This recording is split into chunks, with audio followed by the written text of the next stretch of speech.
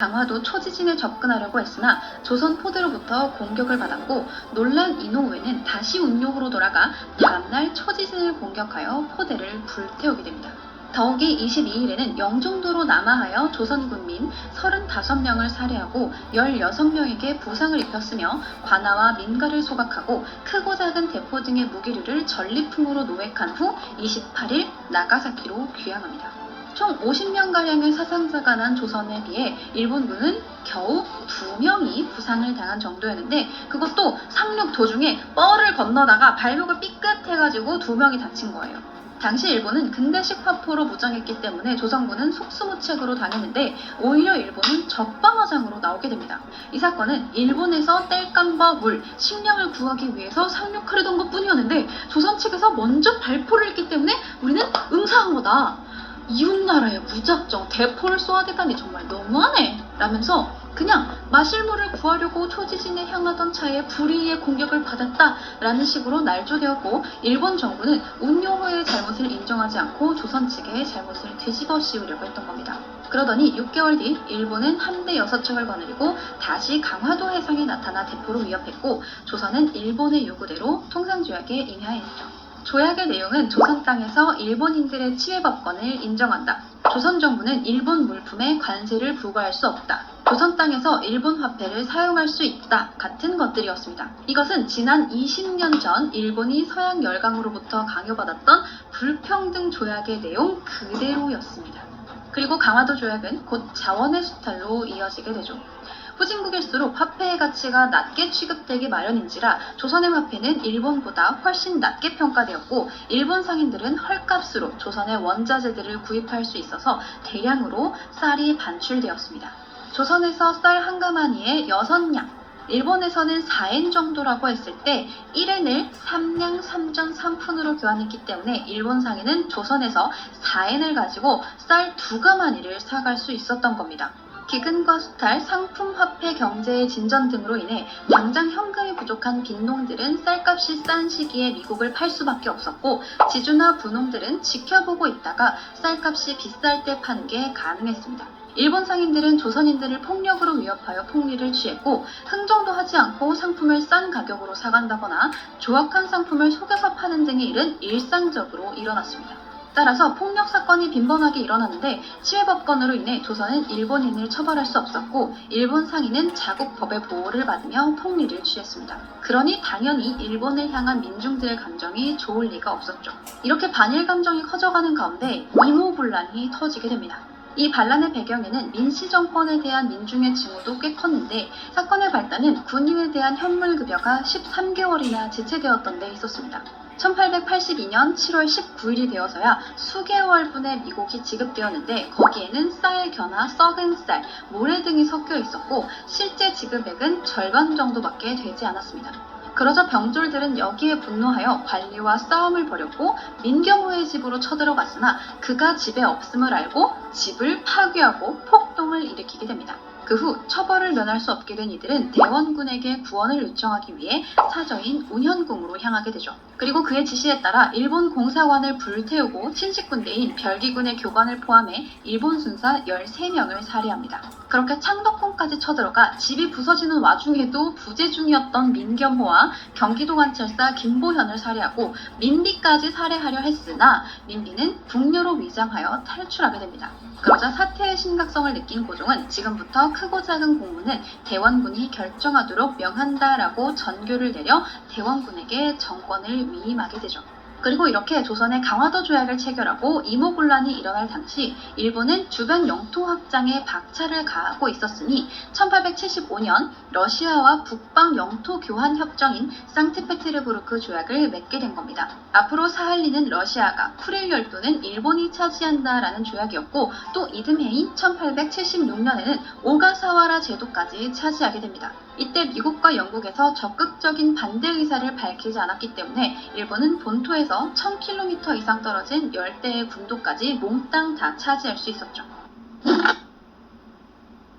그리고 사이고 다카모리가 물러난 이후 메이지 정부는 온건파 관료 집단이 전국을 주도하게 되는 이른바 오쿠보의 독재 시대가 도래하게 됩니다. 구미 열강의 문물을 직접 확인한 그는 미친 듯이 따라해서 일본을 열강의 반열로 올려놓고 말겠다라고 다짐했고, 반면에 권력에서 밀려난 무사들은 오쿠보를 타도하겠다라며 이를 갈게 됩니다. 그리고 이때 모든 무사들의 눈은 메이지 6년 정변 때 정권을 빼앗기고 사스마의 낙향에 내려가 있던 그들의 지도자격인 사이고 다카모리에게 쏠리게 됩니다. 사이고 다카모리가 내려가 있던 사스마번은 쇄국 정책을 시행해 거의 반독립국처럼 유지가 되고 있었는데, 정부가 파견한 현령과 관리들도 모두 사이고의 수하들이었고, 정부가 시행하는 징병령, 사무라이 복록 개정, 지조 개정 등의 개혁 정책들이 여기서는 전혀 통용되지 않았고, 사이고는 독자적인 군대까지 만들었습니다. 그러자 사무라이들은 사이고가 곧 봉기할 테니 그때 지금 정부와 서양 놈들을 전부 다 내쫓고 사무라이들의 정권을 만들겠다며 칼을 갈고 있었는데, 문제는 명분이 없다니까. 그러다가 1877년 초 정부가 가고시마에 있던 탄약고를 반출하려고 하자 사스마의 사무라이들은 이를 막아서고 탄약을 탈취하게 됩니다. 정부 소유의 탄약고니까 뭐 반출을 하든 반입을 하든 정부 마음인데, 이걸 탈취했으니 정부 입장에서는 이놈들 이거 뭔가 꿍꿍이가 있는 것 같더니 이제야 본색을 드러내는구만 이라고 생각하게 되었고, 사무라이들은 제대로 준비도 안 된 상태에서 얼떨결에 봉기를 일으켜버리게 됩니다. 사이고도 이를 듣고 망쳐버렸군 이라고 했을 정도로 갑작스러웠고, 어거지로 갖다 붙일 구실은 정부가 사이고를 암살하려고 자객을 보냈다라는 거였습니다. 그렇게 오래 기다려서 봉기까지 일으키기에는 너무나 소박하고 치졸한 명분이었지만 어쩔 수 없죠. 일은 일어났고 뭐라도 갖다 붙여야죠. 결국 사이고는 타도 쿠보를 외치면서 거병을 하게 되고, 사스마를 근거지로 한 무사들의 폭동은 걷잡을 수 없이 확산됩니다. 그렇게 1877년 2월 규슈 섬에서 전쟁이 발발했으니 이것이 무사들의 최후의 저항이라고 불리는 세이난 전쟁입니다. 서남 전쟁이라고도 하는데, 거병 초반 사이고는 명분은 좀 빈약하지만 일단 군사만 일으키면 당연히 우리가 승리할 거다라고 생각을 했습니다. 거병을 일으키는 사람들은 전통적으로 칼을 다루는 무사들인 사무라이들이었고, 정부 쪽 군대라 해봐야 일반인들 징집해가지고 총 따당따당 이제 막 배우기 시작한 조악한 군대니까 당연히 사무라이들이 이길 것이다 라고 생각을 했던 거죠. 이러한 생각은 사이고뿐만 아니라 다른 사무라이들도 하고 있었는데, 당시 주요 지휘관이었던 시노하라는 전략을 물어보는 질문에 무슨 전략이 있겠는가, 그저 일축하고 지나갈 뿐 이라고 했다고 합니다. 그렇게 사이고가 이끄는 2만 명에 달하는 병력은 규슈에서 정부군과 전투를 벌이게 되었고, 반정부군과 정부군 사이에서 격전이 반년 동안 벌어지게 됩니다. 사이고의 반정부군은 규슈의 요충지 구마모토성으로 진격했고, 구마모토성에서의 전투는 반정부군의 생각외로 꽤나 치열했습니다. 평생 칼을 잡아왔던 사무라이들의 화려한 전투 기술은 농민들의 총기에 무력하게 당할 수밖에 없었죠. 1877년 9월 1일 사이고의 군대는 6개월여 만에 가고시마로 돌아와서 다시 반전을 꾀했으나 뒤따라온 정부에 쫓겨 근처 시로야마라는 산으로 들어가게 됩니다. 이때 남은 병력이 2만 명의 병력으로 시작했는데 이제는 고작 400명밖에 남지 않게 됐어요. 사이고와 지휘관은 관군에 쫓기다 결국 동굴까지 들어가게 되었는데, 포위망은 점점 좁혀져 9월 24일 총공세를 개시했고, 전투 도중 사이고는 배와 허벅지에 유탄을 맞게 됩니다. 이때 사이고는 사망하게 되는데, 보통 알려지기를 사이고는 최후의 사무라이이며 그의 정신에 걸맞게 할복자살로 생을 마감했다 라고들 하는데, 사실 이때의 사이고는 할복할 기력도 없었는지 옆에 있었던 부하 벳부 신스케에게 자신의 목을 쳐달라고 부탁했고, 벳부는 눈물을 흘리며 사이고의 목을 쳤다고 합니다. 뭐 어차피 할복을 한다 해도 원래 사람은 배를 갈라도 바로 죽진 않아요. 그래서 보통은 가이샤쿠라고 해서 대신 목을 치는 할복 도우미가 라는 걸 감안했을 때 사이고의 죽음은 할복과 뭐 크게 다르지는 않았을 수 있죠. 이 사이고가 들어갔던 동굴이 아직까지 남아있어요. 아무튼 생각했던 것만큼 대단한 전투와 대단한 죽음은 아니었지만, 사이고는 자기 나름대로 나라에 충성을 다했던 것이고 끝까지 자신의 신념대로 죽은 것입니다. 그렇게 최고이자 최후의 사무라이 사이고가 사망하자 덴노도 이 소식을 듣고 그를 죽이라고는 하지 않았다 라고 중얼거렸고, 시간이 지날수록 사이고에 대한 평가는 점점 높아져 아예 우상화가 이루어졌고, 가고시마에서 사이고와 흑돼지 욕을 하면 남아무기의 영국인처럼 된다라는 말도 생겨났다고 합니다. 여러분 앞에서 다 배웠죠? 1862년 남아무기에서 영국인들이 사망한 사건입니다. 자, 이렇게 유신 3걸 중 반정부 인사이자 사무라이들을 대표했던 사이고 다카모리가 사망하고 이제 정부 인물이었던 오쿠보 도시미치와 기도 다카요시가 정권을 휘두를 것이다 라고 여겨졌는데, 문제는 1877년 기도 다카요시가 해이난 전쟁 중에 병으로 사망하고 이듬해인 1878년 5월 14일 마지막 유신 3걸이 된 오쿠보 도시미치 역시 출근길에 사무라이 출신 일당들에게 습격을 받아서 죽게 됩니다. 이걸 기요이자카의 변이라고 해요. 이 모든 일은 사이고가 죽은 지 8개월이 채 안 됐을 때 이루어졌습니다. 유신 3걸은 그 명성에 비해 너무나 순식간에 역사에서 사라져버리게 된 거죠. 메이지 유신의 주축이었던 40, 50대 유신 3걸이 사망하자 이후 등장한 사람이 바로 우리가 익히 알고 있는 이토 히로부미입니다. 당시 일본인들은 오쿠보가 출근할 때 그의 발소리가 얼마나 압도적이었는지 사람들이 숨을 모두 죽일 정도였는데, 이후 집권한 이토 히로부미의 발자국 소리는 딸깍딸깍딸깍 하면서 아주 경망스러웠다라는 이야기도 있어요. 어떤 취급을 받았는지 알겠죠? 아무튼 이렇게 사무라이들의 최후의 저항인 세이난 전쟁으로 반정부 여론이 무력에 의해 짓밟히자 이후 정부의 독재에 대한 저항은 무력 대신 언론과 정치 활동을 통한 비폭력적인 방법으로 바뀌게 됩니다. 이른바 자유민권운동으로 민권파라고 불리는 반정부 세력들은 정부의 전제 정치를 비판하면서 입헌 체제의 수립을 요구했고, 무늬만 민주주의 말고 제대로 된 민주주의를 하라며 급진적인 개혁을 요구하게 됩니다. 그리고 이는 대중에게 커다란 호응을 얻으며 지지 세력이 전국적으로 확대되고 있었죠. 이러한 자유민권운동의 메이지 정부의 입장은 양면적이었습니다. 서양을 모델로 삼아 근대화를 추진하고 있었기 때문에 정부 스스로 서양의 입헌체제를 반드시 수용해야 한다라고 보고 있었고, 늦어도 1890년도까지는 국회도 만들고 헌법도 제정하겠다라며 달랜 뒤 자유민권운동 자체에 대해서는 탄압책을 취하여 세력이 더욱 확대되는 걸 막고자 했죠. 이때 일본은 유럽 국가들 중에서도 신생국가이면서 폭발적인 성장을 하고 있던 독일의 헌법을 전면적으로 받아들이게 됩니다. 그렇게 나름 좋은 것만 취해서 시간도 절약하고 부작용도 최소화한 메이지 헌법이 1889년 덴노에 의해 발표되는데, 독일과 다른 점은 일본은 정부 주도였다는 점과 덴노라는 굉장히 특이한 인물이 존재했다는 겁니다. 때문에 국민의 권리, 의무 같은 개개인의 권리 보장도 존재하긴 했으나 대부분이 법이 정한 경우 혹은 법률 내에서라는 조건에 의해 제한되었고, 국민은 언론, 출판, 집회, 결사의 자유를 보장받을 수 있으나 이것도 어디까지나 법률에 의해 제한되지 않을 때였습니다. 그러다 보니 민권파의 탄압책도 초반에는 그리 강경하지 않았으나 날이 갈수록 더욱 강력한 법으로 집회, 언론 통제를 강화하여 자유민권파 운동 세력들을 체포하여 탄압했기 때문에 자유민권운동은 1884년을 고비로 급격하게 와해됩니다. 반면 덴노의 권력은 거의 절대적으로 인정되어 일본의 헌법은 헌법 제1조 대일본 제국의 주권은 덴노에게 있으며, 덴노는 일본의 통치권, 군 통수권 등 절대 권한을 갖는다라는 구절이 들어있어 덴노의 명령으로 선전포고나 조약 체결 혹은 국회 해산이나 재판의 결과도 마음대로 바꿀 수 있었습니다. 심지어 헌법에는 덴노와 황후에게 해를 가하거나 이들을 모독했을 경우 대역죄와 불경죄를 적용한다라는 내용까지 있었죠. 정부 형태는 언뜻 봐서는 삼권 분립을 갖춘 듯 했지만 정부인 내각, 국회인 의회, 재판소가 모두 독립적이었습니다. 각 기관은 기본적으로 모두 덴노의 통제를 받게 되어 있었던 거죠. 장관의 임명권이 덴노에게 있었고 사법권도 덴노에게 위임받아 행사하는 수준이었는데, 중의원인 국회의원은 국민의 선거로 뽑을 수 있었습니다. 하지만 이 투표권은 15엔 이상의 세금을 납부하는 만 30세 이상의 남자에게만 주어졌고, 국회의원 중 상당수는 덴노가 스스로 뽑을 수 있었습니다.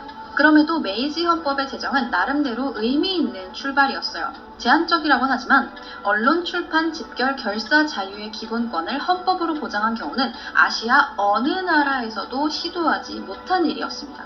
입헌, 행정, 사법의 삼권 분립의 모양새도 갖추게 되어 제국의회는 법률 제정을 전담하면서 예산을 심의하고 감독할 수 있는 권한을 가지게 되었고, 대노는 권한을 위임하면서 거의 상관하지 않았기 때문에 사법권의 독립도 실질적으로는 지켜졌습니다. 또 선거에 있어서 공정성이 지켜졌기 때문에 헌법 제정 직후 있었던 1890년 총선거에서 야당이 여당을 압도적으로 누르기까지 했습니다. 그렇게 일본은 아시아 국가로서는 최초로 민주주의를 향한 첫걸음을 내딛게 되었고, 정부의 권력 행사에 대한 법적 테두리를 마련하여 근대 국가로서의 제도적 토대도 갖추게 된 겁니다. 이렇게 일본의 제도적 토대가 마련되고 있을 때 경제 부문 역시 급속히 진행되었는데, 메이지 유신이 단행되었을 때 당시만 해도 농업 중심의 전통적 경제 구조를 지녔던 일본은 1870년대부터 실시된 식산흥업 정책을 통해 근대 산업을 일으키고자 노력합니다. 식산흥업이란 생산을 늘려 산업을 일으킨다라는 뜻이에요. 그래서 철도도 깔고 군수공장도 세우고 광산 개발에 주력하게 되는데, 메이지 정부는 출발부터 군사적인 성격을 띠고 있었기 때문에 지방번에 산재한 군수공장부터 관영화하기 시작합니다. 하지만 중화학 공업 위주의 개발 정책은 큰 효과를 거두지 못했고, 1873년 구미 12개국을 순방했던 이와쿠라 사절단이 돌아오면서 인식의 전환이 이루어집니다. 당시 유럽에서는 아시아의 실크가 인기이며 실크를 만들어 팔면 산업화의 기반을 마련할 수 있을 것이다 라고 생각한 오쿠보는 가장 먼저 방적 공장을 만들어서 프랑스에서 기계도 사오고 설비 기사도 프랑스에서 데려왔습니다. 하지만 막상 차려놓고 보니 공장에서 일할 노동자를 찾기가 힘들었어요.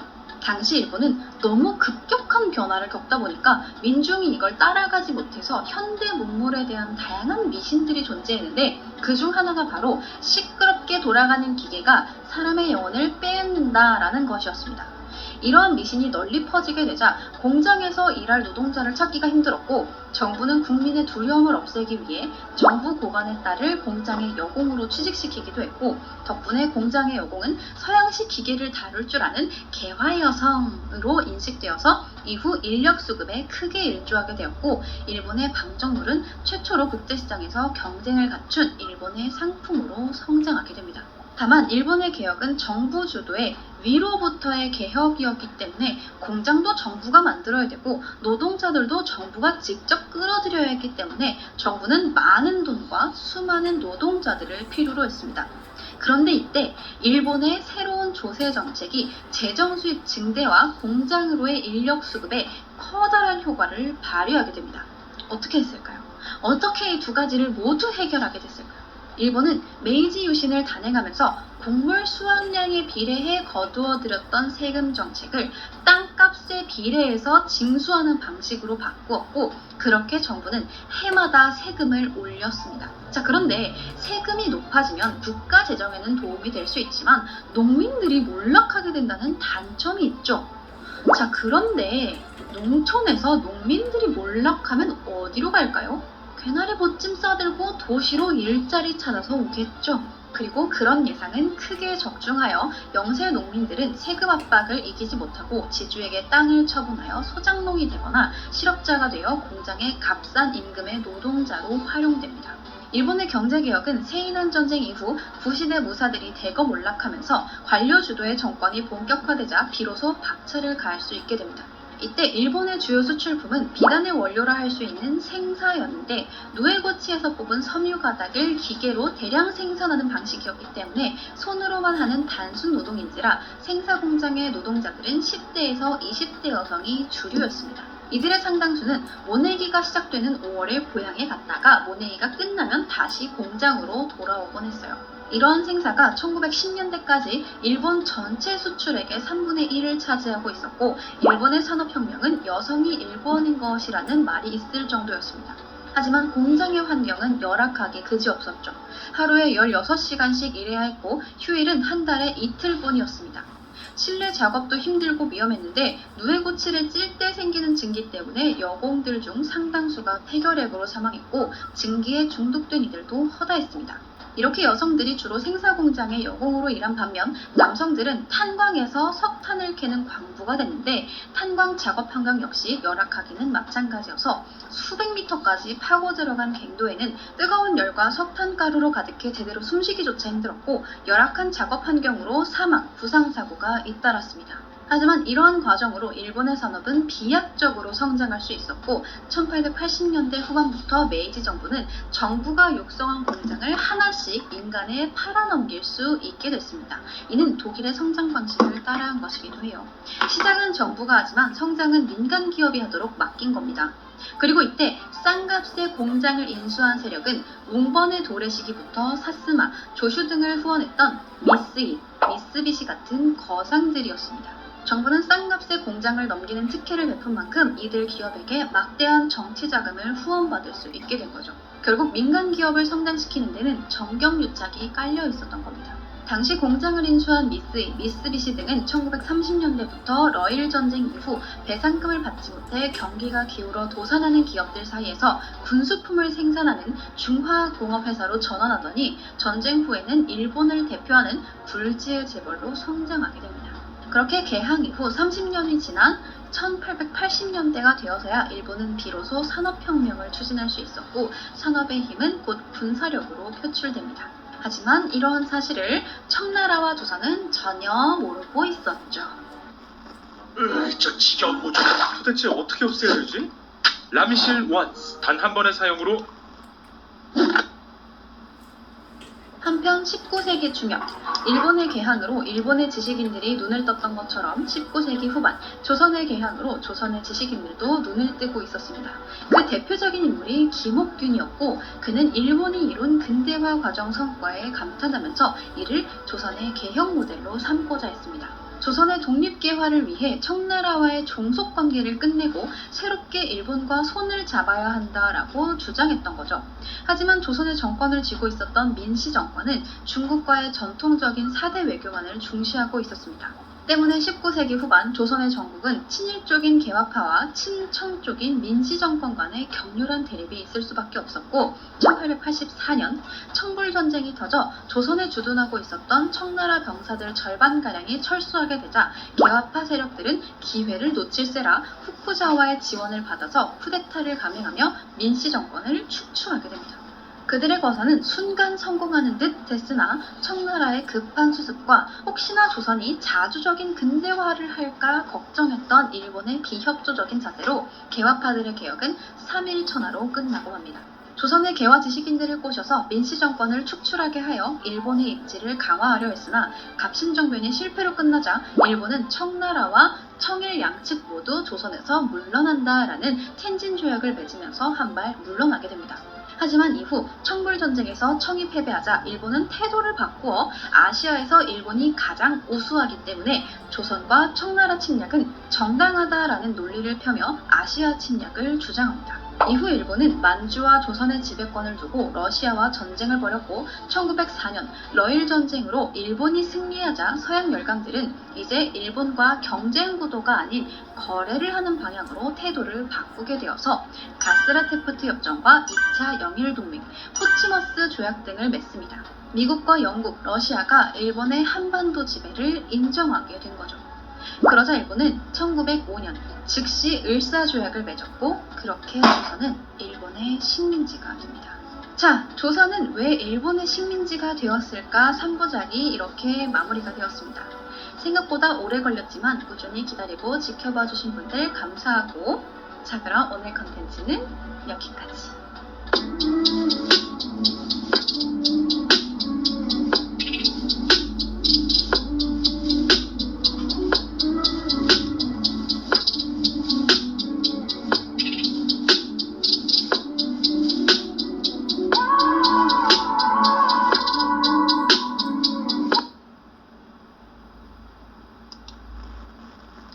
자, 그래서 오늘 소개해드릴 인물은 바로 김상옥이라는 사람입니다. 여러분들 들어보신 분도 있고 못 들어보신 분도 있을 텐데 오늘 이 사람에 대해서 제대로 한번 알아봅시다.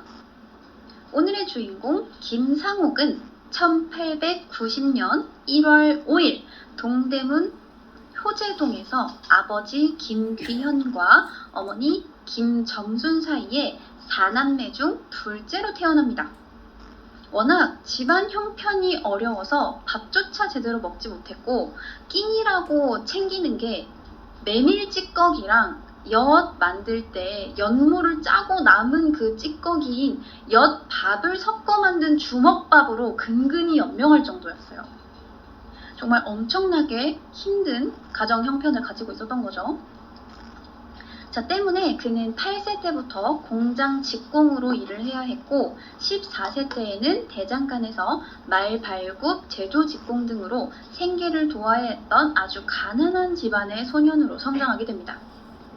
어려서부터 공부를 되게 하고 싶어 했는데 학비를 낼 만한 집안 형편이 아니었기 때문에 학업을 포기해야만 했으나 그는 포기하지 않고 낮에는 일하고 밤에는 야간 학교를 다니면서 공부를 놓지 않았습니다. 그래서 17세가 될 무렵에는 기독교 신자가 되어서 동대문 교회 부설 신군야학교에서 공부를 했으며 이 학교가 나중에 재정난으로 폐교를 하게 되는데 폐교를 하니까 20살이 되어서 직접 본인이 동흥야학교를 설립을 해서 어렸을 때 자기처럼 불우한 청소년들에게 배움의 길을 열어주고 자신도 학생이 되어서 매우 열심히 공부를 하게 됩니다. 그 다음 해에는 서울 YMCA 영어학교 입학시험에 우수한 성적으로 합격을 했고 기독교 청년회 청년부장으로 활동을 하기도 했는데 이때 청년부장을 할 당시 거기 체육교사였던 이필주 목사의 지도를 받으면서 학생운동이랑 애국계몽운동을 전개해 나갑니다. 참고로 이 이필주 목사라는 분은 민족대표 33인 중 한 분입니다. 23세가 되는 1912년에는 남한 각지를 전전하면서 약 행상을 하면서 견문을 넓혀요. 그래서 김상옥은 충청, 전라, 경상 지방의 장터를 돌면서 매약 행상을 해서 자금을 마련했고 국민을 계몽하는 연설을 하는 한편 항일 독립운동의 동지를 찾아서 장터 계몽운동을 펼치게 됩니다. 그는 약을 팔면서 여러분들은 병을 고치려고 약을 사셨습니다. 내 몸의 병을 내가 잘 알듯 우리는 왜 외놈의 식민지가 됐는지 알면서도 고칠 수 없으니 이 어찌 통탄할 일이 아니겠습니까? 라면서 연설을 했다고 합니다. 이렇게 삼남지방을 돌면서 일제탄압의 실상과 고통을 직접 목격한 의사는 항일 독립투쟁의식을 더욱 확고히 다지게 됩니다. 그리고 열심히 주경야독해서 돈 벌고 공부도 한 김상옥은 사업가로 성장을 해요.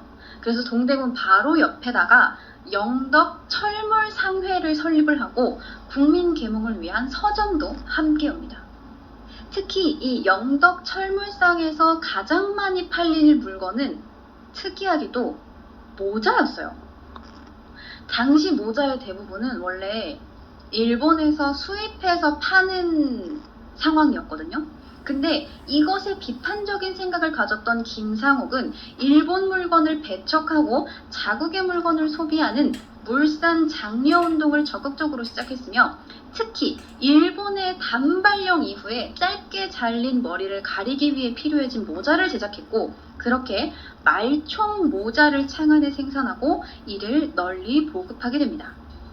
김상옥이 만든 이 말총 모자는 시중에 나온 모자들에 비해서 매우 가볍고 질이 좋고 값이 쌌기 때문에 이 머스트 해브 아이템으로 자리를 잡아서 엄청나게 많이 팔리면서 모자로만 돈을 약 4만 원 정도 벌게 됩니다. 엄청 벌었어요. 그 당시 4만 원이면 지금 아파트 2채를 살 수 있어요. 그러니까 모자 팔아서 아파트 2채 살 정도면 얼마나 많이 팔았는지 알겠죠? 진짜 대단히 성공한 겁니다. 또한 김성옥은 근로소년 출신 경영주답게 오늘날 노동조합과 같은 공인조합을 만들었고 경영자 총연합회 같은 동업자 조합을 만들기도 했습니다. 이 시대에 이렇게 노사문화 발전을 위해서 노력했다는 건 상당히 이례적인 일이에요. 거기다가 30이 되던 1919년에는 이 김상옥 의사가 직접 손수 태극기를 제작을 해서 배포를 하고 데리고 있었던 종업원 50여 명과 함께 3.1 만세운동에 적극 참여하기도 합니다. 그래서 아주 평화롭게 만세운동을 펼치던 그때 말에 탄 일본 경관이 만세를 외치던 여학생을 향해서 장검으로 위협하는 것을 목격한 김상옥은 곧바로 일본 경관에게 달려들어서 일격을 가하고 장검을 탈취했는데 이 장검이 현재 독립기념관에 기증되어 전시가 되어 있습니다. 그러니까 이분이 기본 피지컬이 장난이 아니에요. 아시겠죠? 지금 뭐 딱히 운동을 한 것도 아니고 그냥 어렸을 때부터 일한 정도인데 말탄 일본 경관한테서 장검을 뺏었어. 그래서 여러분 여기까지 아주 눈물 나는 청년 사업가의 이야기입니다. 끼니도 제대로 챙길 수 없을 정도로 가난한 집에서 태어난 김상옥이 포기하지 않고 공부해서 스스로 자수성가해서 사장님까지 냈고 심지어 엄청나게 성공을 해서 직원을 50명이나 두고 집을 살 수 있을 정도로 돈을 엄청나게 많이 벌었습니다. 거기다가 노동자 조합이랑 경영자 연합회까지 만들었고 독립운동에까지 힘쓰면서 할 만큼 했죠. 자, 그렇다면 이제 김상옥은 이렇게 열심히 돈을 벌어서 뭘 했을까요? 투자해서 돈을 굴리고 굴려서 더 큰 돈을 만들었을까요? 아니면 사장님 해봤으니까 이제 회장님 소리 한번 들어봐야죠. 회사를 더 키우고 협회장 소리 들으면서 호의호식하고 잘 살았을까요? 아니죠.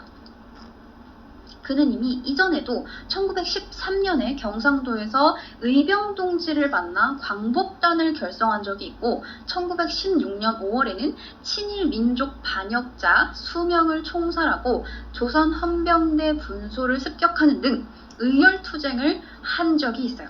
그래서 그 전에도 꾸준히 독립운동을 위해서 노력을 했었는데 이 3.1운동 이후 김상옥이 본격적으로 독립운동의 길에 접어들게 된 겁니다. 김상옥은 경북에서 최기종, 유창순, 한훈과 함께 항일 비밀 결사 조직인 광복회를 조직했고 철멀점을 해서 번 돈을 모두 독립항쟁과 독립자금을 마련하는 데 씁니다. 게다가 이 철물점이라는 점을 이용해서 무기랑 탄환을 은닉하는 거예요. 그리고 종업원이 많잖아요. 또 건물이 크잖아요. 그래서 이 독립투사들의 은신처로도 쓰고 선언문이랑 뭐 다른 비밀 문건 같은 거 그런 거를 인쇄하는 장소로 쓰기도 했습니다. 이 3.1운동으로 우리 민족의 굳은 독립의지를 확인한 의사는 독립에 대한 희망으로 1919년 혁신단을 결성하고 지하 독립신문인 혁신공보를 발행하고 보급합니다. 이들은 4월 17일 각지의 독립운동 소식과 독립사상을 고취하는 논설을 게재한 혁신공보 1호의 발행을 시작으로 그해 9월까지 매회 1000부씩 지하신문을 비롯해서 임시정부 후원의 취지서와 항일전단을 제작, 배포하여 독립운동의 열기를 북돋우게 됩니다. 그래서 이 김상옥은 신문 제작의 재정 지원을 맡으면서도 배포 책임자로 정말 일선에서 일한 거죠. 근데 이 일이 마냥 쉽지만은 않아요. 물론 번 돈을 다 갖다 썼다 하더라도 종업원들 월급도 매번 줘야 되고 물건을 생산하는데도 돈이 들잖아요. 그러니까 지속적으로 나갈 돈만 엄청 많은 거예요. 신문도 막 자기 돈으로 배포하는 거잖아요. 그러다 보니까 재정적인 어려움과 일제의 인쇄시설 압수로 인해서 9월에 접어들면서 이 신문 발행은 중지가 됐고 이 과정에서 김상옥 역시 독립운동을 한 혐의로 잡혀가서 40일 동안 고문을 당하게 됩니다. 하지만 끝까지 이 사실을 부인합니다. 아니에요. 한 적 없어요. 저는 그냥 철물점을 하는 그냥 사장일 뿐입니다. 저는 그런 짓을 절대 하지 않았어요. 라면서 입을 안 열어. 그러니까 쌩 그냥 사람 될 것 같고 고문을 막 해. 근데 입을 안 열어. 그러니까 끝까지 이 사실을 부인하다 보니까 증거 불충분으로 풀려나게 됩니다. 다행이죠.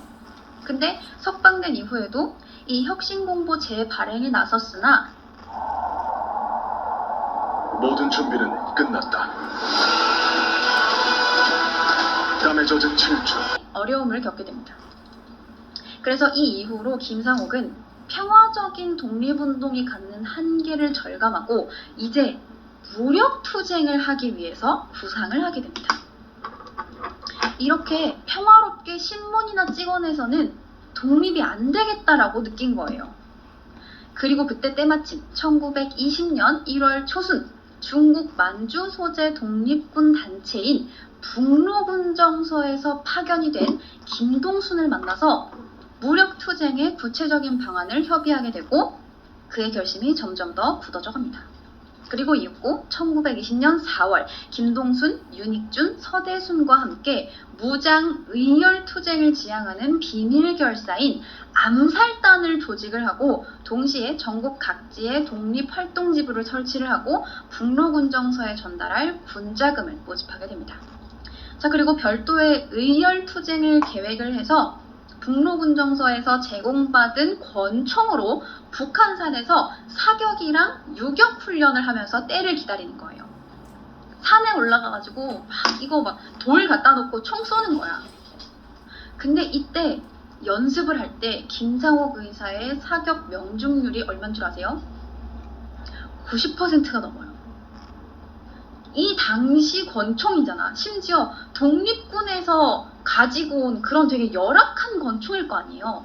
그걸 가지고 권총 자체가 또 이게 사격률, 명중률이 엄청나게 높지 않잖아요. 권총 자체가 맞추기가 힘든데 이걸 가지고 90%가 넘는 명중률을 보였다는 거죠.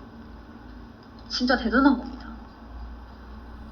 자, 그리고 마침 입국한 광복단의 동지 한훈이 조직한 결사대와 합류를 하게 되면서 이 암살단은 가장 강력한 투쟁 조직을 만들게 된 겁니다. 그리하여 1920년 8월 24일 미국 의원단의 방한을 계기로 조선 총독을 비롯한 일제고관의 주살과 친일 세력의 처단, 적 기관 파괴 등을 실행하여 국제 여론을 환기시키고 독립을 달성하고자 하는 계획을 진행시켜 나갑니다. 근데 갑자기 미국 의원단이 왜 나올까요? 미국 의원단이 왜 방한하는 거죠? 여러분들도 알고 계실 겁니다. 3.1운동 이후 벌어진 끔찍한 사건.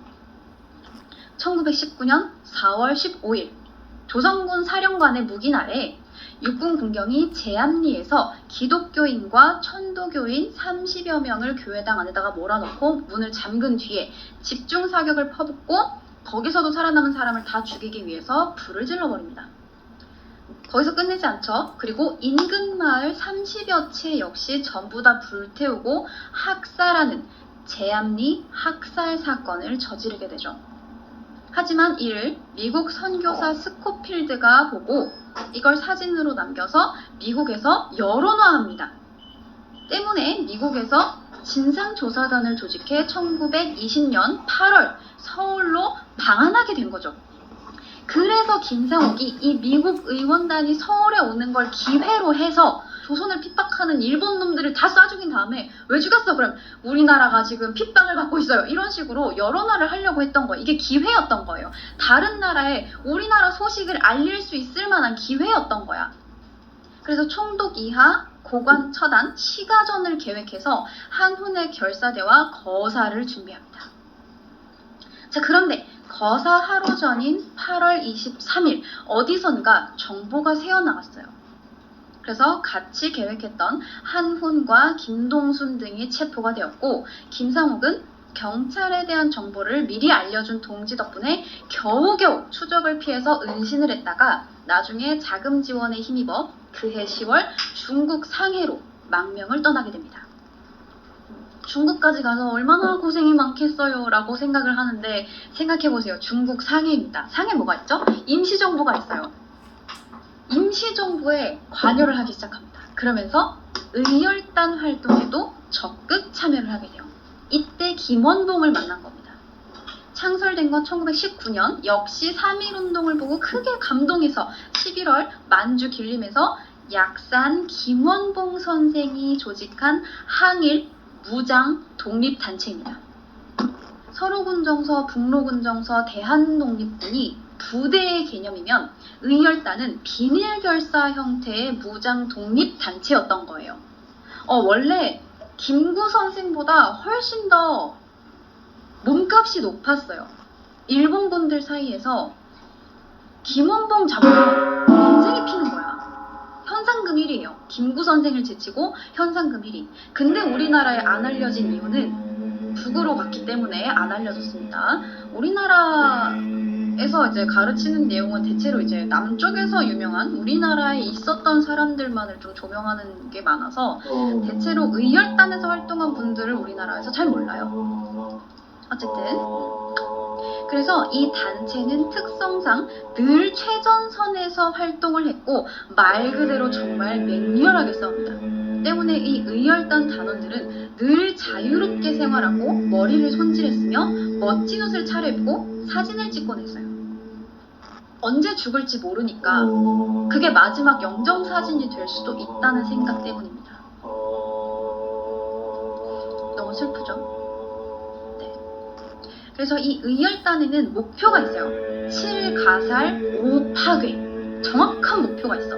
7가살은 조선 총독 이하 고관, 군 수뇌부, 대만 총독, 매국적, 친일파 거두, 밀정, 반민족 토호열신이라고 이제 딱 정해놨어요. 누구누구를 죽여야 하는가.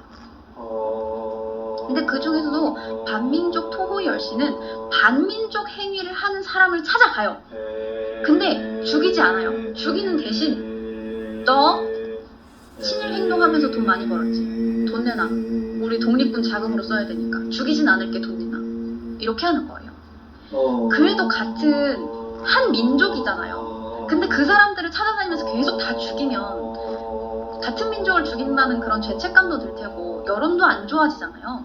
그러니까 그런 사람들을 찾아가서 대신 이제 군자금을 얻는 방법을 쓴 거죠.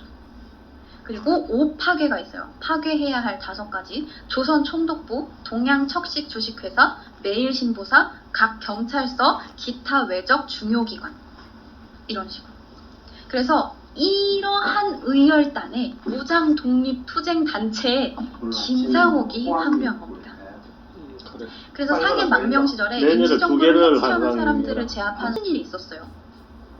그래서 이때 김구 선생이 이 관을 사가지고 관을 사서 장례를 치러야 되잖아요. 그래서 관을 사오라고 김상옥 의사에게 중국 돈으로 이제 백각을 줬어요. 관을 사와라. 이렇게 해서 돈을 줬는데 김상옥 의사가 이 돈을 들고 나와가지고 관 대신 권총을 사온 거예요. 그래서 그 빈소에 있던 임시정부 요원들이 아니 얘는 관을 사오려니까 총을 사왔어. 뭐하는 짓이야. 장례 안 치를 거야? 그러고 있는데 김상옥 의사가 거기서 이렇게 이야기합니다. 돌아가신 장규동 동지의 한을 풀기 위해서는 관보다 이 총이 필요합니다. 죽음을 애도하는 기간보다는 이 사람의 죽음의 원인을 우리가 빨리 뿌리 뽑아야 된다는 얘기예요. 여기서 이렇게 마냥 슬퍼하고 퍼져 있을 시간이 없다는 거죠. 자, 어쨌든 이러한 그 솔선수범 덕분에 상해에서 혁명사령장으로 임명이 되었고 조선 총독 사이토를 총살하기 위해서 다시 서울로 잠입하게 됩니다. 이 선생의 귀국 목적은 암살단 이래의 오랜 수건인 당시 일제 식민 통치의 골간을 이루었던 경찰력의 대표적인 본산이자 수많은 독립운동가들을 탄압하고 압살하여 한국인들의 원한의 상징이었던 종로경찰서 폭파와 조선 총독제 등실의 주살에 있습니다. 그러니까 사이토 총살과 종로경찰서 폭파를 하기 위해서 서울로 넘어온 거예요. 그래서 이때 이시영과 조소왕 등이 군자금을 위해서 소개장을 써주고 신익희는 권총을 딱 내주면서 격려를 합니다. 성공하시오 이러면서. 그래서 이 총과 소개장을 받으면서 김상옥 의사가 상해를 딱 떠나면서 남긴 말이 이거예요. 나름 유언이죠. 그러니까 나의 생사가 이번 거사에 달렸소. 만약 실패하면 내세에서 만납시다. 나는 자결하여 뜻을 지킬지언정 일본 놈들의 포로가 되지는 않겠소.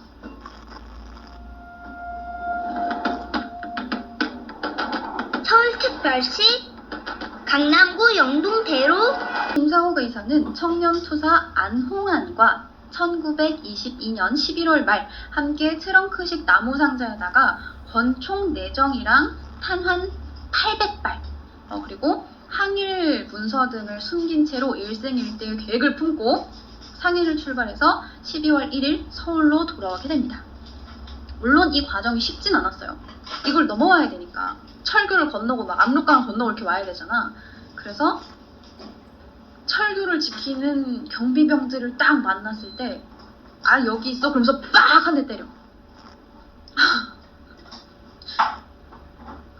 아 신분증이요 여기 있어 이렇게 하는 거예요.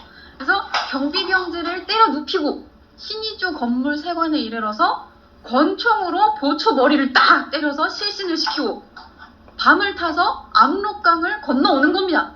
그리고 이제 서울에 가기 위해서 검문이 한창 심했던 신의주를 피해서 돌아서 작은 마을에 석탄차를 타고 힘들게 서울에 들어옵니다. 그래서 서울에 도착해서는 옛 동지들인 전우진과 이혜수의 집에서 정설교, 윤익중 등과 회의를 거듭해서 거사 준비를 갖추어 나갑니다. 이들은 항일 문건과 독립운동자금 영수증, 인장 등을 제작하는 한편 거사용 폭탄을 마련하는 등 준비를 서둘러요. 그리고 드디어 1923년 1월 12일 밤 8시 10분 의사는 서울 한복판 종로경찰서 서편 동일당이라는 간판집의 모퉁이에서 경찰서 서편 창문을 향해 폭탄을 투척하게 됩니다. 이 당시 폭탄이 약간 시험용 폭탄이었어요. 폭탄이 우리나라 그 독립군들이 워낙 상황이 열악했잖아요. 그래서 다른 데에서 이렇게 받아온 뭐 겨우겨우 막 러시아 이런 데서 막 받아온 막 그런 되게 안 좋은 열악한 폭탄 뭐 쓰고 남은 거 아니면 막 나름대로 막 자체 제작을 막 하는 거 이런 것들이잖아. 그래서 불발탄이 진짜 많았어. 근데 이 폭탄은 러시아에서 넘어온 러시아제 폭탄이었어요. 규모가 크게 터지는 그런 신형 폭탄이었던 거지. 그래서 그 폭탄을 가지고 처음으로 종로경찰서 폭발을 시도해 본 겁니다. 이게 원래 3.1운동 전까지만 해도 일본은 강압적으로 무력으로 다스리는 여러분들 아시다시피 무단 통치를 했었는데 3.1운동이 벌어지고 나서 뭔가 이렇게 가다가는 진짜 뭔 일이 나도 나겠다 싶었는지 이제 무단 통치에서 문화 통치로 체제를 바꾸게 되죠. 근데 이 문화 통치라는 말을 내세우니까 뭔가 좀 더 유화적으로 좀 부드럽게 통치를 하는 것 같지만 실질적으로는 경찰서만 해도 1918년에 750개였던 경찰서가 1920년이 되니까 2,700개로 늘어요. 그리고 경찰서의 인원 역시 원래 5,400명 정도 됐거든요. 근데 문화통치 시작하고 나서 18,400명이 돼요. 그러니까 겉으로만 문화통치다, 우리 너네 그렇게 압박하지 않는다 이런 거지 은근 슬쩍 헌병 출신 경찰 막 대규모 채용해가지고 감시망 더 넓혀놓고 그러면서 항일 민족운동에 대한 감시와 탄압을 더더욱 강화했던 겁니다. 그리고 특히나 그 중에서도 이 종로경찰서는 종로 2가 쪽으로 가장 경성 중심지에 있었던 거예요. 그래서 이 독립운동가들의 검거, 투옥, 고문학대로 엄청나게 유명했던 경찰서입니다. 그래서 김상옥 의사랑 가족, 동지들이 여기서 전부 다 고문학대를 당한 적이 있어요. 그런 종로경찰서에 폭탄을 투하를 한 거죠. 그리고 폭탄이 꽝 하고 진짜 터졌어요. 난리가 난 거죠. 그래서 이 폭탄이 꽝 터지고 나서 사람들이 다 난리가 났을 거 아니에요. 근데 일본은 이걸 은폐합니다. 왜냐하면 종로경찰서가 가지고 있는 상징도 있고 이게 심지어 경찰서잖아. 근데 그 독립투사들을 잡아 넣어야 되는 경찰서에서 독립투사들이 폭탄을 터뜨렸어. 어떻겠어요? 숨겨야죠. 그래서 이거를 막 은폐를 했는데 그 숨긴다고 숨겨집니까? 폭탄은 다 들었는데요. 그래서 2일 뒤에 이게 보도가 나요. 신문 보도가. 근데 그마저도 축소 보도가 납니다. 뭐라고 났냐면 폭탄은 터졌으나 격리했고 경찰 측 인명피해는 없다라고 밝혔어요. 근데 또 다른 기사를 보면 일본 경찰과 매일신보 사원 장희용 등 10여 명이 죽거나 다쳤다라고 보도가 났습니다. 그리고 이 종로경찰서 폭파 당시 목격자가 있어요. 홍인순이라는 목격자가 있는데 이렇게 증언합니다. 무심히 종로경찰서 앞을 지날 때 돌연히 탕 하는 요란한 소리가 나며 무슨 돌조각 같은 것이 날아와 우리 발목을 칩디다. 그때 정신을 잃었습니다. 누가 무엇을 던진 것인지 도저히 알 수가 없었습니다. 라고 증언합니다. 갑자기 탕 소리가 나서 돌조각을 맞고 사람이 기절할 정도인데 아무도 안 다쳤대. 말이 됩니까? 말도 안 되죠. 그리고 누가 무엇을 던진 것인지 알 수가 없었습니다. 그러니까 진짜 신출귀몰하게 딱 나타나서 창문에다 폭탄 탁 던지고 튄 거야. 아무도 못 봤어. 이게 뭐 CCTV가 있어 뭐가 있어요. 그래서 이 일로 건물 일부가 파괴되고 행인 7명 등이 중경상을 입었습니다. 그래서 이것 때문에 종로경찰서에서 어떻게 했냐면 일단 축소 보도를 한 다음에 조용히 수사본부를 설치해서 그 아래 특별수사대까지 설치를 해요. 그리고 이 특별수사대장이 바로 일본 형사들 중에 정말 악명 높은 사람이 있어요. 미와 와사부로라는 사람이 있어요. 미와 와사부로라는 고등 경찰관이 있었는데 진짜 악명 높았어요. 조금이라도 항일 성향이 보이면 그냥 다 잡아갖고 고문을 막 하는 거예요. 근데 이 미화 경부가 종로경찰서 특별수사대장으로 임명이 돼서 특별수사대가 꾸려진 겁니다. 얼마나 수색을 삼엄하게 했겠어요. 그래서 당시 개벽이라는 잡지에 마치 계엄령이 내려진 듯 거리거리 골목골목에 수색대가 줄매듯하고 밤 8시만 되면 종로통에는 인적이 끊기게 되었습니다. 조금만 수상한 자이면 저녁 4, 5차씩 몸수색을 당하였습니다. 라고 적기도 했습니다.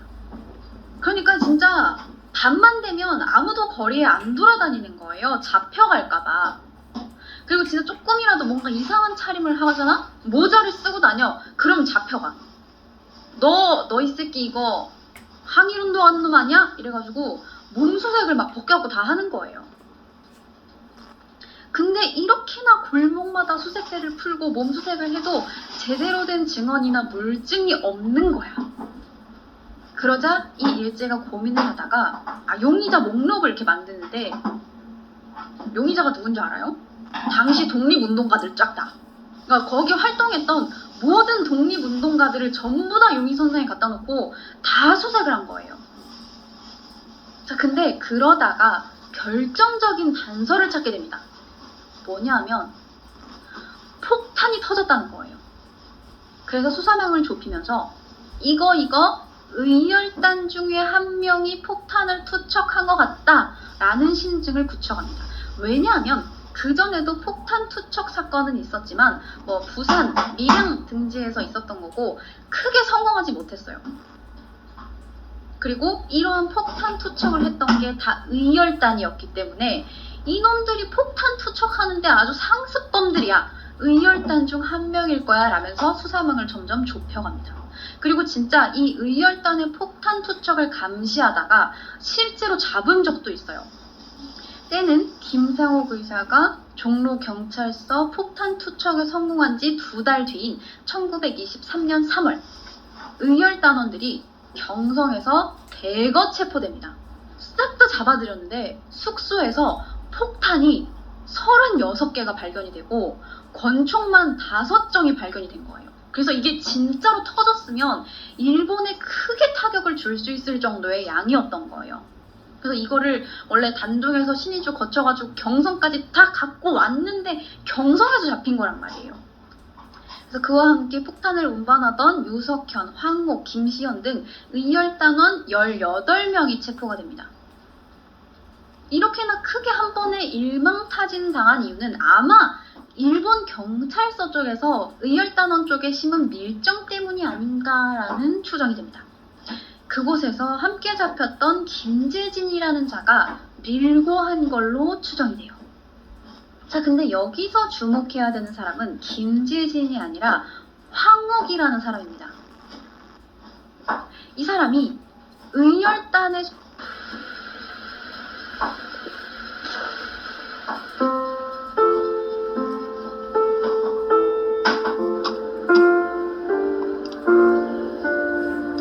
속해 있다가 체포가 된 사람인데 분명 현장에서 의열단이랑 같이 잡혔는데 알고 보니까 직책이 경기도 경찰부 고등계 경부예요.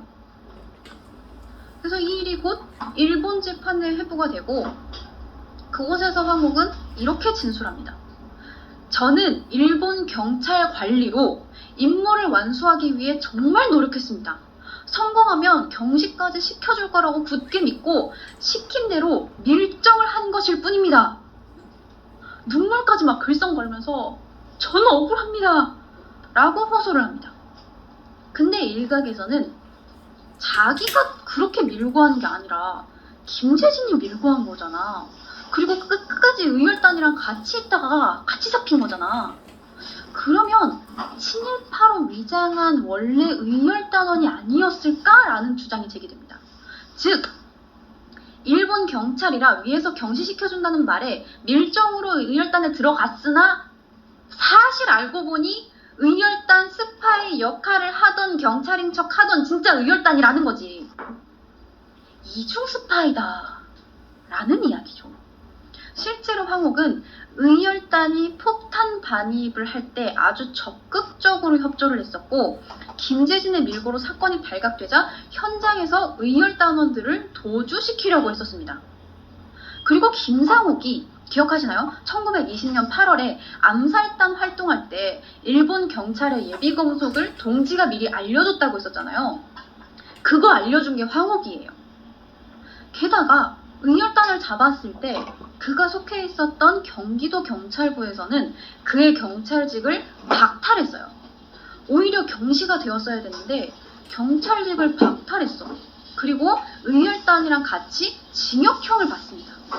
이렇게 모아놓으면 황옥은 진짜 의열단원이었고 이중 스파이 역할을 한 게 맞는 것 같아요. 근데 그는 재판정에서 스스로가 일제 밀정이라고 일관되게 주장했습니다.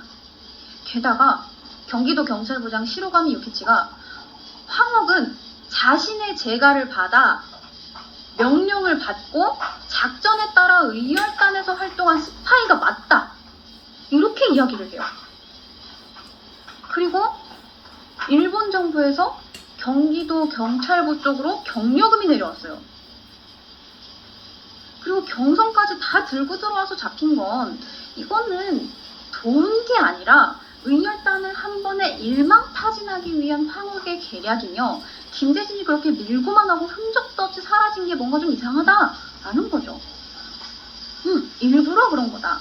진짜로 그냥 의열단을 심어둔 일제 쪽 밀정이 맞다. 이런 거죠. 경찰 쪽에서 스파이가 맞다라고 인정한 걸 보면 또 의열단에 심은 스파이인 것 같은데 또 특이한 건 나중에 김원봉이 10년 후에 이 의열단의 역사를 정리를 하면서 황옥에 대해서 이렇게 이야기합니다.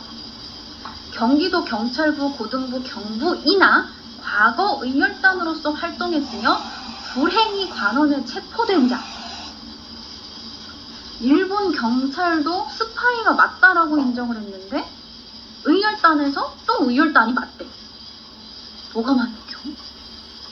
그래서 아직도 그가 밀정이었는지 친일파로 위장한 의열단이었는지 알 수가 없어요. 지금도 알 수가 없어요. 하지만 그는 스스로가 밀정이라고 진술을 했기 때문에 독립운동가로 인정이 되지 않습니다. 그래서 이 황옥을 모티브로 한 게 밀정의 송강호 씨예요. 진짜 모르겠죠? 진실은 황옥만 알고 있지 않을까요? 복잡한 인물입니다. 자, 어쨌든 이렇게 엄청난 후폭풍을 낳은 종로경찰서 폭탄 투척 의거를 성공적으로 마친 의사는 용산 삼판동, 지금은 후암동이에요. 이 삼판동 소재의 고봉근의 집에 몸을 감추게 됩니다. 고봉근이 그의 매부였을 뿐만 아니라 다음 목표였던 재등총독 주사를 위해서는 서울역에서 가까운 이 삼판동이 딱 적당했기 때문이에요. 그래서 여기서 동지들이랑 같이 계획을 세웁니다. 일단 첫 번째, 사이토 총독을 비롯해 일제하에 고관을 주사하고 반민족 행위를 하는 자를 숙청한다. 두 번째, 총독부 및 관공서를 폭파한다. 세 번째, 행동대원을 모아 조직적으로 전국적 항일운동을 전개한다. 이런 겁니다. 그리고 이 계획을 세우고 얼마 지나지 않아서 기회가 진짜 찾아와요. 바로 1월 17일 동경에서 열리는 일본 의회에 참석하고자 서울역을 떠나는 이 사이토 총독을 암살하기로 주사하기로 한 겁니다. 그래서 이 서울역 일대를 전부 다 미리 돌아보고 탐사를 해서 동지들을 여기저기 이렇게 막 다 배치까지 해놨어. 그래서 거사를 완벽하게 계획을 했는데 거사 당일 새벽에 또 이 은시처가 일본 경찰에 의해서 발각이 돼요. 일본 경찰이라고는 했는데 조선인 조용수라는 사람이에요. 이 사람의 엄마랑 김상옥의 엄마랑 동네에서 친한 거야. 그래서 김상옥이 서울에 들어왔다 이런 얘기를 들은 거예요. 그래서 이거를 이제 가지고 푼 거죠. 그래서 어쨌든 일본 경찰에 의해서 발각이 되면서 1923년 1월 17일 새벽 5시 혁명사령부로 설정한 이 삼판동 고봉근의 집으로 경찰들이 몰려오게 됩니다. 종로경찰서 형사 등 일본 경찰 17명이 일대를 포위하고 집을 덮쳐요. 그래서 총을 들고 대기를 했겠지. 이 문 뒤에 김상옥이 있다. 바로 암살하자. 따당하면서 기다리려 그랬는데 문을 김상옥이 먼저 팍 열어젖히고 총을 탁 쏴. 김상옥 의사는 물러나지 않고 단신으로 총격전을 벌입니다. 순식간에 일경 부장 등 4명을 처단하고 격전 끝에 이 포위망을 뚫고 도망쳐 나와서 엄청나게 추운 이 겨울 눈 덮인 산을 맨발로 막 올라요. 신발도 못 신고 맨발로 막 남산으로 올라서 피신을 해요. 근데 경찰들이 가만히 있었겠어요? 아니죠. 곧바로 경찰들이 따라옵니다. 근데 맨발에 눈이죠. 발자국이 찍히잖아요. 그러니까 이 김상옥 의사가 발자국이 찍히지 않기 위해서 나무를 타서 나무에서 나무 사이를 넘어가면서 발자국 간격을 넓힙니다. 그래서 눈밭에 난 발자국으로 김상옥 의사를 추적을 하던 이 경찰들이 발자국 간격이 5m마다 하나씩 있고 10m마다 하나씩 있어요. 그래서 이 사건 이후 김상옥 의사는 축지법을 쓰는 심판 홍길동 혹은 동대문 홍길동이라고 불리기도 했습니다. 물론 별명이 제비이기도 했어요. 그래서 도망친 김상옥 의사를 잡기 위해서 일본 경찰이랑 군대까지 수색을 해서 수백 명이 남산을 다 포위해서 일대를 수색을 했고 이 상황이 거의 전시 상태를 방불케 합니다. 아니 근데 뭐 사람 하나 잡으려고 군대까지 동원해요. 아니 무슨 수백 명이야. 과장도 정도껏 해야지. 아니 뭐 독립투사 다 좋다 이거야. 아니 근데 제대로 배워야 될 거 아닙니까? 라고 하시는 분들이 계실 수도 있어요. 근데 서울 한복판에서 독립투사랑 일제 순사들이 총격전을 벌였어. 일본 입장에서 충격이죠. 거기다가 투사는 잠적을 했고 일본 형사는 4명이나 죽었어. 그래서 이 사건이 또 종로경찰서 폭파사건 이후에 생긴 일이잖아요. 그러니까 반드시 이 김상옥이라는 인간을 잡아서 딱 세워놓고 본보기로 처단을 해야지 위신이 서는 거예요. 그래서 이 김상옥 의사는 여기를 피해서 포위망을 뚫고 맨발로 남산을 올라서 도망을 막 칩니다. 그래서 고봉근의 집에서 남산을 지나서 왕십리 근방 안장사라는 곳에서 승복이랑 신발을 얻어서 스님 차림으로 다시 피신을 해요. 근데 이때 약간 기발한 방법을 씁니다. 신발을 거꾸로 신는 거야. 그러면 발자국이 거꾸로 찍히잖아요. 그러면서 일본 경찰들을 따돌린 겁니다. 그런 식으로 삼판동 고봉근의 집에서 둘러둘러 채석장을 지나서 장충당 공원을 찍고 왕십리 안장사에서 신발을 얻고 마장동을 건너서 영도사 뒷고개를 지나서 수유리 이모집을 딱 지나서 그 스님 옷을 한 차림으로 나무를 싣고 가는 마차에 의지해서 이 일본인들의 삼엄한 경비 검문을 통과해 효제동 이해수의 집에 도착하게 됩니다. 너무너무 힘든 길이에요. 자, 그래서 도망치다가 남산에다가 숨겨놓은 이 총은 이해수가 다 회수를 해왔고 여기서 발에 동상이 또 걸렸어. 그래서 동상도 막 치료하고 또다시 막 동지들을 다 모아가지고 이제 암살을 하자 그러면서 기회를 모색하려고 했는데 21일 정오 효제동으로 서신을 건네주었던 동지 전우진이 일본에 체포가 되고 합니다. 더워. 아이스크림이다. 맛있겠다. 밤 8시부터 시작된 고문을 견디다 못해서 이 전우진이라는 분이 김상욱 의사의 은신처를 말하게 돼요. 근데 사실 여러분들 왜 말해? 그렇게 생각할 수 있는데 사실 우리도 생각해봐요. 우리 그냥 대나무 조그만한 거 하나 갖고 와고 이거 손톱 밑에 찌른다. 너 이거 다 뚫어버려. 이러면은 그것만 해도 공포잖아. 근데 이 당시에는 얼마나 심하게 고문을 했겠어요. 물고문도 기본이고 당시 고문은 진짜 어마어마했어요. 그리고 그 조그만한 나무 상자에다가 못 막 갖다 놓고 사람 안에다가 이렇게 가둬놓은 다음에 발로 막 이렇게 차잖아. 얼마나 아파요. 어쩔 수 없었을 겁니다. 진짜 죽는 게 편할 정도일 거예요. 자, 어쨌든 그렇게 정말 너무 안타깝게도 은신처가 발각이 되고 합니다. 그렇게 은신처를 알아낸 경기도 경찰부장 총지휘 아래 비상소집령을 내려서 시내 4개 경찰서에서 경찰들을 차출한 거야. 그래서 기마대, 무장경관, 헌병 다 모아서 1000명이 모입니다. 약 1000명의 무장경찰을 동원해서 1923년 1월 22일 새벽 5시경 이 이해수의 집 근처를 4중으로 포위해요. 물론 이 숫자에 대해서는 말이 많아요. 400명이라는 이야기도 있고 800명이라는 이야기도 있고 1000명이라는 이야기도 있어요. 하지만 그 정확한 숫자가 중요하지 않은 건 어쨌든 그 수백 명을 상대로 싸운 건 김상욱 의사 1명 혼자라는 것. 이게 중요한 거죠. 그래서 이 당시에 독립투사로 활동했었던 분 인터뷰를 들어보면 김상욱 의사 그 신문 기사 같은 걸 읽고 일본은 수백 명이 싸우는데 왜 우리나라는 김상욱 의사 혼자서 싸워야만 하는가 라는 생각이 들어서 독립운동을 했다라는 분도 계세요. 자, 어쨌든 그래서 이 이해수의 집을 4중으로 둘러싸요. 그래서 집 안으로 침입한 일본 경관이 김상욱 의사를 잡기 위해서 다가갑니다. 김상욱 의사 어떻게 했겠습니까? 또 선빵 필승이에요. 문을 탁 열어젖히고 탄환 빵 쏘는 거야. 일경은 또 여기에 일제히 사격을 개시를 했고 효제동 일대는 순식간에 총성으로 뒤덮이게 됩니다. 여기가 마을이 진짜 작아요. 주변은 다 그냥 논밭밖에 없고 뭐 인가라고 해도 뭐 5동 정도밖에 없어.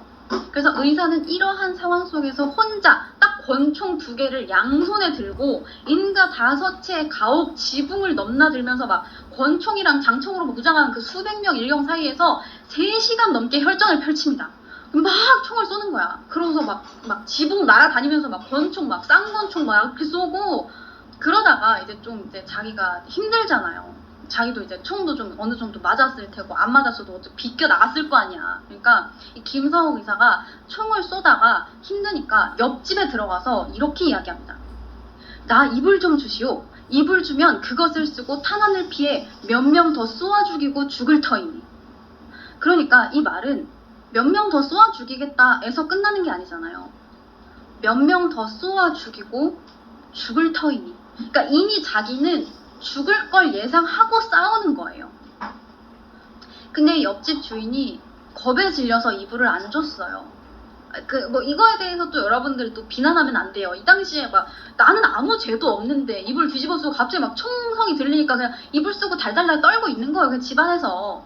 근데 그 총 맞는 사람이 우리 집 앞에 와가지고 나 이불 좀 주시오 그런다고 해서 이리 들어오시오 이불 여기 있어 이런다고 이게 그게 그렇게 쉽게 안 되잖아요. 이해는 하는데 이불 안 준 건 조금 마음이 아프긴 하지. 너무 안타깝죠. 그래서 옆집 주인이 이불을 주지 않자 남은 탄환을 가지고 그렇게 3시간이 넘는 치열한 혈투 끝에 서대문 경찰서 경부를 비롯해서 약 16명의 일경을 사살합니다. 그런데 이제 탄환이 다 됐어요. 이 총에 맞아서 잡히거나 죽은 게 아니고 탄환이 없어. 총알이 없어서 못 싸우는 거예요. 그래서 이제 총알이 없으니까 방법은 2개죠. 항복이요. 이거 하거나 자결하거나 두 개밖에 없죠. 그래서 잠시 생각에 잠겼던 선생은 마지막 남은 그 딱 탄환 하나를 장전한 뒤에 권총을 머리에 대고 대한독립 만세를 외친 뒤에 스스로 목숨을 끊어 자결 순국합니다. 김상옥 의사는 순국하는 당시에 마지막 총알로 자결을 하면서도 양손에서 권총을 놓지 않았어요. 그래서 멀리서 이걸 본 일본 경찰들은 혹시라도 그가 살아있을까봐 가까이 못 간 거예요. 그래서 김상옥 의사의 어머니를 불러서 야 가봐 죽었는지 가봐 네 아들 죽었나 가봐 이렇게 한 거야. 그래서 어머니가 가서 보니까 김상옥 의사가 눈을 부릅뜬 채로 사격 자세 그대로 들고 숨을 거둔 거예요. 그래서 다 이제 수습을 한 다음에 보니까 몸에 11발의 총상이 남아 있었던 겁니다. 11발인데 한 발은 이제 스스로 자결할 때 쓴 거니까 총 10발을 맞은 거죠. 수백 명을 상대하면서 10발밖에 맞지 않았던 거고 총을 10발이나 맞아가면서 끝까지 조국의 독립을 위해서 싸웠던 겁니다. 당시 김상옥 의사의 나이 34살이었습니다. 진짜 정신력으로 싸운 거지. 그래서 이 밀정 영화가 시작할 때 그분 나오잖아요. 김장옥이라는 인물. 그분이 이 김상옥 모티브가 된 인물이에요. 어쨌든 이 김상옥 의사의 시신은 1924년 1월 26일 가족들과 그 뜻을 추모하여 일경의 눈을 피해 찾아온 학생들의 호곡 속에 이문동 뒷산 공동묘지에 안장이 됩니다. 김상옥 의사가 했던 일에 비해서 너무나 초라한 결말인 거죠. 어머니는 얼마나 마음이 아팠겠어요. 그래서 이 김상옥 의사 어머니에 대한 헌시가 있어요. 그러니까 어머니가 쓴 글은 아닌데 그 마음으로 이렇게 하지 않았을까 하는 헌시가 있는데, 사랑하는 아들아, 그 목숨 떨고 서리빨 같은 기상으로 조선인의 투지를 보였으니 너의 죽음이 어찌 헛되랴. 자, 그리고 이제 순국하신 뒤에 32년 뒤 정부에서는 이 김상옥 의사의 공훈을 기려서 1962년 건국 훈장 대통령상을 추서하게 됩니다. 그리고 김구 선생은 이 김상옥 의사를 기리면서 100세 후손에게 깊은 교훈을 남기리라 라고 하셨고, 이시영은 호방한 담력과 장렬한 기백은 길이 세상을 놀라게 하다 라고 했고, 조소왕은 일군 만마 달리는 속에서 범과 같은 용맹을 날리고 노호하는 한마디 외침은 하늘과 땅에 진동하도다.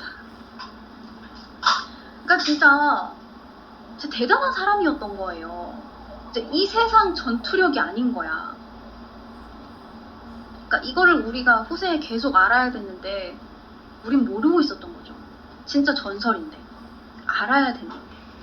어쨌든 이후 그를 기리면서 그가 수학했었던 효제초등학교에는 김상옥 어록비가 있고요. 종로구에는 김상옥 의사가 순국한 곳이 있어. 그래서 거기 종로 4가 효제초교 앞길은 김상옥로라고 돼 있고요. 종로 경찰서에는 의거터 표석이 있고, 마로니에 공원에 김상옥 의사 동상이 세워져 있어요. 동상이 있는데 사람들 아무도 몰라요. 그죠? 자주 가는데 못 봤죠. 물론 김상옥 의사 이전에도 대단한 의사 열사들이 많았고 그 이후에도 대단한 분들이 많았어요. 근데 그의 순국이 민중에게 큰 자극제가 되면서 이 일제 탄압을 알리는 계기가 됐고, 민족운동의 활력소를 불어넣음으로써 이후에 우리가 알고 있는 의사분들, 의사 열사분들이 더 많이 나오게 되는 겁니다. 이 이후 활동했던 분들이 이봉창 의사, 윤봉길 의사, 나석주 의사 등이 계세요. 그래서 이분들이 활동하게 되는 도화선이 되는 분이 바로 이 김상옥 의사라는 분입니다. 여러분들이 제대로 이제 아셨으면 좋겠어요. 그리고 참고로 이 그림은 실제로 이 당시 이 김성옥 의사가 싸우고 있을 당시, 1000대1로 싸우고 있을 당시 목격자가 그린 거예요. 이 집에 있었다기보다 집이 5동 정도 됐다고 했잖아요. 인가가 5채. 그 중에 한 집에 당시 중학생이었던 아이가 나중에 자라서 화백이 된 거예요. 이때 이 당시 김상옥 의사의 이 순국 장면, 이 싸울 때 그 장면, 그거를 보고 야수파가 됐어요. 그걸 기억해서 그린 게 바로 이겁니다. 되게 강렬하게 기억에 남았던 거지. 자, 이 난리통에 이 당시에 그림을 그린 건 아니고 나중에 그린 그림이에요. 자, 어쨌든 이렇게 오늘 김상옥 의사에 대한 컨텐츠는 여기까지 하도록 하겠습니다.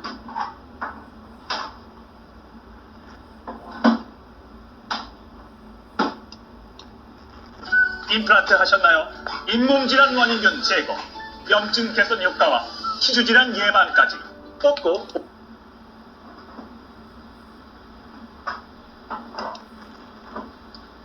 자, 그래서 난중일기 1592년 4월 12일자 일기를 보면 4월 12일 맑다. 식후에 배를 타고 거북선에 지자포, 현자포를 쏘았다. 그리고 다음 날 임진왜란이 시작됩니다. 자, 그래서 이렇게 임진왜란이 시작되는데 이제는 임진왜란의 배경에 대해서 조금 설명을 하겠습니다. 이 임진왜란은 정확하게 조선 건국 200년 만에 일어난 전쟁이에요. 사실은 우리나라가 상당히 이제 외침도 많이 받고 되게 막 중간에서 우리나라 사람들끼리 막 싸우고 엄청 막 힘들게 이 조선을 일궈 나온 것처럼 생각하는데 사실 꼭 그런 수준에 도달하겠노라 라면서 서구화의 불가피함을 절절하게 깨닫게 됩니다. 사절단은 구미선진국의 국가제도와 기구, 재정, 경제, 산업, 군사, 사회, 교육, 문화 등 모든 분야에 걸쳐서 배우고자 했는데 이것은 사절단의 보고서 미구 회람실기에 잘 나와 있습니다. 그리고 이때 마침 독일이 비스마르크에 의해서 통일이 되던 때였고 피와 철의 재상 비스마르크는 첫 부임 연설 때 이렇게 이야기합니다. 오늘날 세계 각국은 겉으로는 예의를 지켜가며 상호거래를 중시하지만 그것은 사실 거칠에 불과한 겁니다. 실제로는 약자를 무시하고 약탈하려는 속셈을 잊어서는 안 됩니다. 그러니 무엇보다 스스로 힘을 길러야 합니다. 사절단은 이 말에 전적으로 동감하며 여러 서구 세계 중에서 독일을 본인의 성장 모델로 삼게 됩니다. 또 비스마르크의 정부 주도식 공업 발전에도 적극 동조했는데 정부에서 손 놓고 민간이 발전을 담당하면 선진국을 따라잡기 너무 늦으니까 정부 주도로 압축 성장을 하기로 한 거예요. 이제부터는 유학을 숭상하던 중국을 거부하고 유럽에서 새로운 스승을 찾기로 한 건데 이게 그냥 한 나라를 보고 그대로 베끼는 게 아니라 각국에서 가장 훌륭한 점들만 골라서 배우기로 한 거예요. 육군은 프로이센이 최고라고 하니까 프로이센을 따라하고 해군은 영국이 최고라고 하니까 영국을 따라하고 산업발전 역시 정부 주도 방식인 프로이센을 따라하기로 한 겁니다. 이것을 이토코토리라고 부릅니다. 좋은 것 따오기 라고도 불리는 이것은 장점만을 골라서 남의 것을 자신의 것으로 바꾸는 걸 의미합니다. 또한 이들은 소국이 19세기 후반 유럽의 국제정치 속에서 왜 어떻게 중립을 유지하고 있는지를 주의 깊게 봤는데 예를 들어서 벨기에와 네덜란드는 토지는 거칠어서 습지이지만 인민이 노력하여 대국 사이에서 자주적인 권리를 지키고 있고 스위스는 자국을 지키기 위한 국민의 기력과 숙달된 병사들의 힘으로 타국의 권리를 방해하지도 방해받지도 않으면서 자유의 권리를 전하고 있다고 역설했습니다. 여기에서는 자주적인 힘을 배양하고 애국심을 기리는 교육의 중요성을 깨닫게 되죠. 그렇게 사절단은 1년 10개월 동안 12개국을 시찰하고 총 100여 권에 달하는 시찰실록을 작성해 1873년 9월 13일에 귀국합니다. 정부의 아낌없는 지원, 고위 정부 관료들의 참여, 충분한 기간 동안 이루어진 시찰단의 대대적인 외국 방문은 세계 역사적으로도 전례 없는 사건이었고, 일본이 이렇게 시찰 다니면서 영국과 프로이센 등을 보고 배우던 1871년 우리나라에서는 척화비 세우고 서양을 배척하고 있었습니다. 자, 이렇게 사절단을 보내 배운 대로 유럽형 근대국가 건설을 위해서 메이지 정부는 정말 일본을 아예 다 뜯어고치는 어마어마한 개혁을 실시했는데, 우선 산업공상 계급 제도를 철폐하고 직업 선택과 계급 간의 결혼을 자유롭게 만들었습니다. 또한 모든 국민들에게 병역의 의무를 부과하는 국민 개병제를 실시했는데, 이 때문에 무사들의 입장이 애매해지기도 했어요. 정부 관료가 되지 못한 무사들은 봉급도 사라졌고, 마땅히 설 자리도 없으니 돈이 필요하면 농사를 지어야 했고, 패도령으로 무사의 상징이었던 칼도 찰 수가 없었습니다. 오히려 무사들이 입던 비단 옷을 평민들도 입을 수 있게 되었고, 무사들의 전유물이었던 성씨를 평민도 갖게 되었는데, 국민들에게 세금도 걷고 개병제도 실시하려니 이름만 갖고는 구분이 힘들었던 겁니다. 얘도 개똥이고 쟤도 개똥이고 여기도 영희고 저기도 영희인 거예요. 그래서 성씨를 만들어 붙이기 시작했는데, 방식이 어디에 사는가로 성이 결정되었습니다. 산속에 살면 야마나카, 밭 한가운데에 살면 다나카, 소나무 아래에 살면 마스시타, 약수터에 살면 호이즈미. 이런 방식으로 전체 인구의 94%에 달하는 일본 평민들이 새로운 성씨를 가지게 됩니다. 또한 메이지 정부는 각종 제도와 문물을 서구화한 부국 강병을 노리고 서구식 교육을 실시하게 되는데, 소학교, 중학교, 대학교를 설치하고 만 6세 이상 남녀의 소학교 진학을 의무화했으며, 근대적 화폐인 지폐를 발행하고 태양력을 채택함과 동시에 철도를 부설하기 시작합니다. 재정의 안정을 위해서는 조세제도를 전면적으로 뜯어고쳐서 에도 시대에는 수확량의 40~50%의 곡물을 세금으로 납부했다면, 이제는 땅값의 3%씩을 돈으로 납부하게 한 겁니다. 또 단발령을 내려서 일본식 상투인 촌마개를 자르게 했는데, 이에 평민들이 반발하자 덴노가 직접 나서 촌마개를 잘랐고, 이제 너도 나도 서양식 단발머리에 맞춰서 양복, 중절목, 구두를 신고 다니게 됩니다. 그런데 이 양복을 처음부터 멋있게 이렇게 막 2피스, 3피스 이렇게 양복을 처음부터 쫙 갖춰 입진 않았어요. 어떻게 입었냐면 중절모를 쓰고 위에는 양복을 입어. 근데 밑에는 좀 답답하거든. 그러니까 예전에 입던 훈도시 있죠? 훈도시를 입는 거야. 그래서 밑에는 이렇게 훌렁 벗고 훈도시를 입고 위에는 양복을 걸치고 이렇게 중절모를 쓰고 다녔던 거죠. 초반에는 그랬습니다. 아주 끔찍한 헌종이죠. 그리고 소고기, 돼지고기 등 육고기를 먹는 것도 이때부터 유행하기 시작했는데, 당시에는 육고기의 섭취가 부정하다라고 여겨서 금기시되던 시대였기 때문에 어디서 꿩이나 토끼는 잡아먹어도 평민들이 고기를 직접 잡아먹진 않았고, 영조시대 조선통신사 일원으로 일본을 찾았던 원중거는 견문록 화국지에 일본인은 6가지 가축, 소, 돼지, 닭, 말, 양, 개를 먹지 않으며 가축이 죽으면 모두 땅에 묻는다라고 적은 바 있습니다. 식량이 아닌 약용으로 쓰거나 아름아름 멧돼지를 산꼬레, 사슴고기를 단풍이라고 이름을 바꿔서 조금씩 먹기도 했고, 다이묘나 사무라이 등 일부 엘리트 계층에서 가끔 돼지고기를 섭취하긴 했지만 이건 극히 일부에 불과했습니다. 그런데 갑자기 오늘부터 고기를 먹으래. 당연히 또 사람들이 이를 꺼리겠죠. 사람들이 꺼리면 뭘 해야 되죠? 또 1872년 덴노가 직접 나서서 고기를 먹으면서 왜소한 일본인들의 신체를 개선하려면 고기를 먹어야 한다라며 장려했고, 그제서야 고기를 먹는 사람들이 늘어나는데, 이걸 먹어본 적이 없으니까 냅다 구우면 누린내가 나거든요. 그러니까 이 돼지고기를 서양식으로 튀겨서 쌀밥과 함께 먹었는데, 이것이 커틀릿, 일본식으로는 가스레스이며 한국말로는 돈가스가 됩니다. 이 이외에도 영국 해군들처럼 고기 스튜를 제공하자 일본 해군이 이를 거부했고, 그러자 나온 게 바로 일본식 카레라이스이며 프랑스의 크로켓을 따와서 만든 고로케 등이 3대 서양 음식이었습니다. 민간에서는 신문과 잡지도 활발하게 출판되었는데, 이러한 출판물은 서구의 자유주의, 진화론 등을 알리는데 1등 공신이 되었습니다. 자, 이처럼 일본은 1870년대 문명개화 작업을 통해 근대화를 하게 됩니다. 자, 이렇게 오늘은 일본사에서 손꼽히는 메이지 유신, 대정봉환, 사초동맹 등 많은 일본의 근대화 과정을 다루어 봤는데, 다음부터는 본격적으로 이렇게 근대화를 이룬 일본이 왜 조선을 침략하는 결정을 하게 되었는지를 다루어 보려고 합니다. 그럼 오늘 컨텐츠는 여기까지.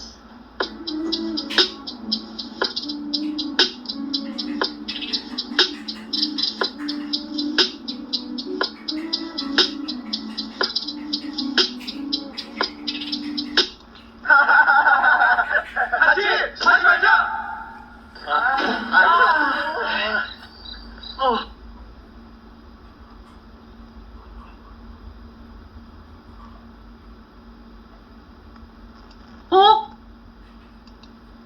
저기 군단장이 도망친다.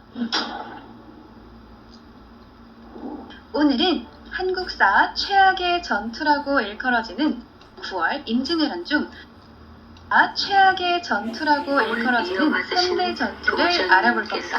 얼마나 최악이고 또 어디까지가 사실인지 알아볼 거예요. 지상 천국을 건설하기 위하여 자, 가장 먼저 알아볼 탑3는 7천량 전투로도 불리는 7천량 해전입니다.